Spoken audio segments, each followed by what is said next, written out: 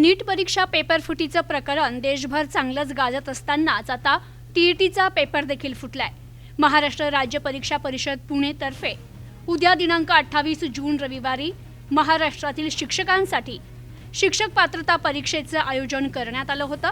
ही परीक्षा सुरळीत पार पाडण्यासाठी जिल्हा परिषद यंत्रणा सज्ज असताना उद्या होणारी ही परीक्षा पेपर फुटल्यामुळे रद्द करण्याची नामुष्की ओढवली आहे।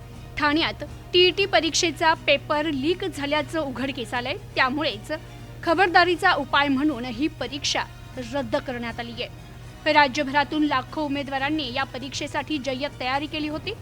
परीक्षा केंद्रांवर गैरप्रकार रोखण्यासाठी प्रशासनानं कडक नियमावली देखील जारी केली होती।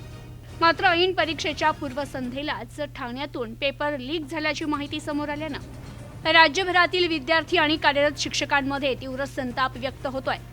तर ऐनवेळी परीक्षा रद्द झाल्यानं आता ही परीक्षा पुन्हा कधी घेतली जाणार याकडे सर्व उमेदवारांचं आणि शैक्षणिक वर्तुळाचं लक्ष लागलंय।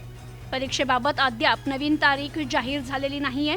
महाराष्ट्रात पुन्हा एकदा पेपर फुटीचं सत्र सुरू झाल्यानं विद्यार्थ्यांच्या भवितव्यावर प्रश्नचिन्ह निर्माण झालाय। तर परीक्षा पारदर्शक वातावरणात कधी होणार असा सवालही विद्यार्थी करतायत। Bureau report, news today 24।